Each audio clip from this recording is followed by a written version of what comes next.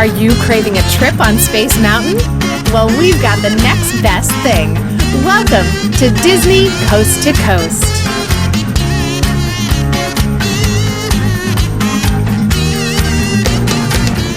Hey folks, and welcome to Disney Coast to Coast, the ultimate unofficial Disney fan podcast. I'm Jeff DePauli, and welcome to the House of Mouse headlines for the week of June 7th, 2020, brought to you by laughingplace.com, your up-to-date resource for the latest Disney news every day of the week. In this week's news, the Walt Disney Company stands with Black Lives Matter, potential for more pro sports at Walt Disney World, perhaps another chance for Spaceship Earth fans to say goodbye, and more. So let's get to it. Hear the latest news from the Walt Disney Company in today's House of Mouse headlines. Following the tragic murder of George Floyd and the outcry that's followed, this past week, the Walt Disney Company penned an open letter reaffirming its commitment to diversity and inclusion. In the letter signed by CEO Bob Chapek, Executive Chairman Bob Iger, and Chief Diversity Officer LaTondra Newton, they wrote, "The recent killing of George Floyd, as well as other instances of lethal attacks and harassment of unarmed black citizens in our nation, continue to drive outrage and calls for action by people of all cultural backgrounds, including many of our employees. Feelings of grief and anger cause us to confront the inscrutable idea that the lives of some are deemed less valuable and less worthy of dignity, care, and protection than the lives of others." While these devastating incidents are not new, there's something unique about what's happening in this movement. The pandemic, coupled with these recent injustices, have pushed the issues of racial disparity into the open. We too are struggling to make sense of the recent tragedies that leave us feeling overcome with sorrow. While we don't have all the answers, we resolve to use our compassion, our creative ideas, and our collective sense of humanity to ensure we are fostering a culture that acknowledges our people's feelings and their pain.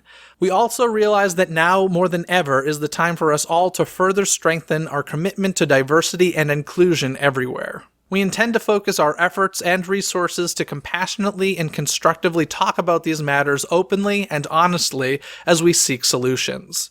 We intend to keep the conversation going, not just today, but for as long as it takes to bring about real change. In addition to this letter, several Disney outlets shared messages of their own. For example, the Disney Channel released and aired video showing support for the Black Lives Matter movement.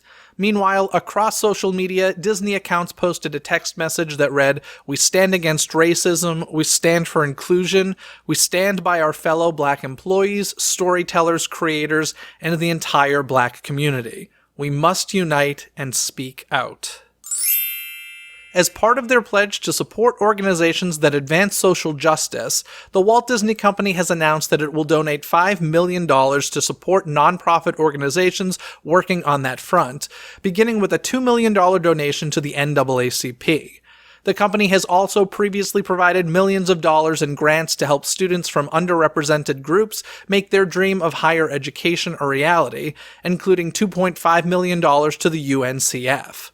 In a statement about the latest pledge, Bob Chapek said, "This $5 million pledge will continue to support the efforts of nonprofit organizations such as the NAACP that have worked tirelessly to ensure equality and justice."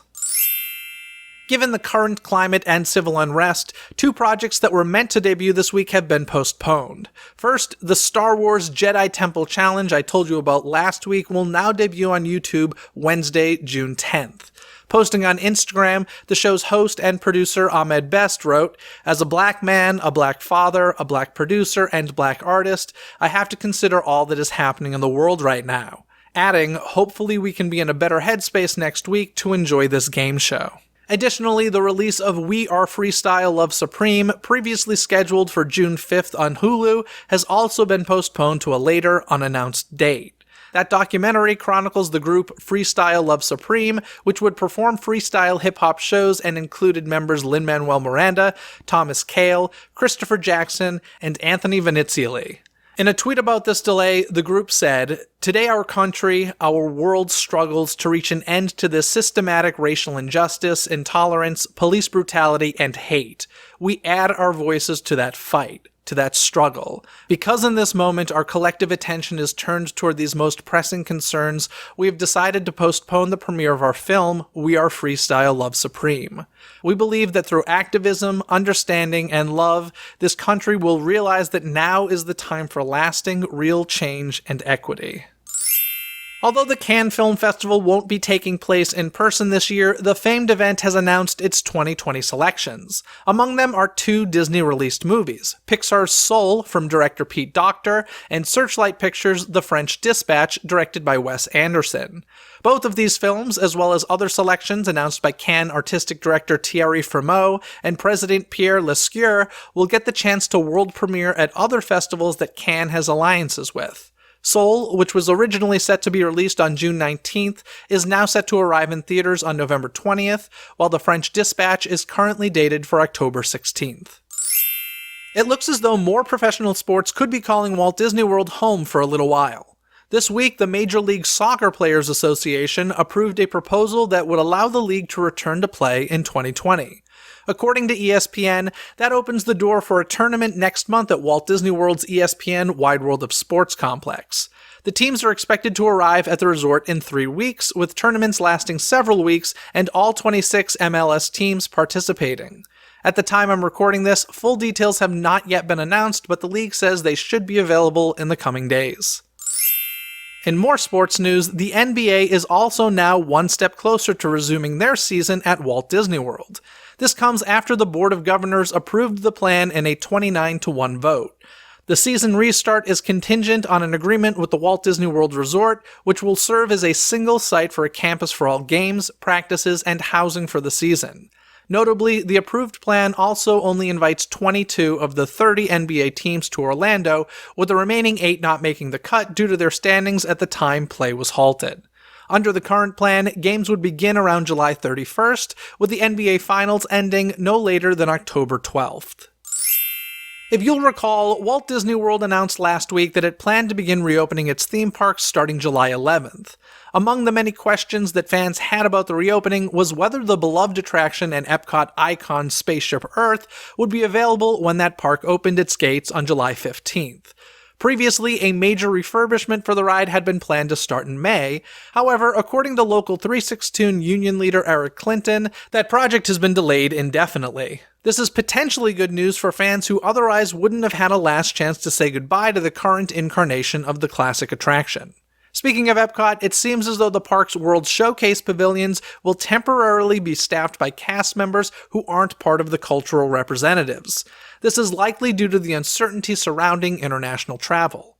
Similarly, Clinton stated that he doesn't expect the Disney College program to return anytime soon. Surely, more will be revealed when Epcot reopens to the general public next month. Finally this week, the Shanghai Disney Resort has continued to make changes to their operations as part of their phased park reopenings. First, they've now launched a new mobile reservation tool to allow guests to visit select attractions at a specific time. Disney's Standby Pass is currently in a testing phase and is only available to guests on the day they visit the park. Furthermore, only one attraction, Fantasyland's The Many Adventures of Winnie the Pooh, is participating.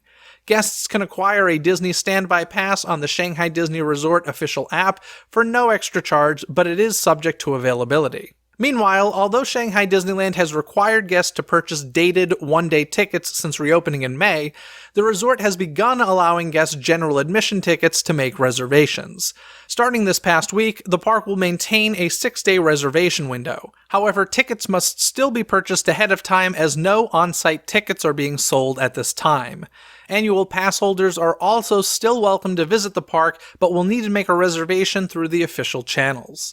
It's unclear if either of these effects will provide any sort of preview for what stateside parkgoers can expect, but it's interesting to see how the reopened Shanghai Disney Resort is faring nonetheless. That's going to do it for the news this week, so let's get to this week's Twitter poll where I asked you folks, since we're all doing a lot of streaming these days, what's your favorite type of content to watch on Disney+?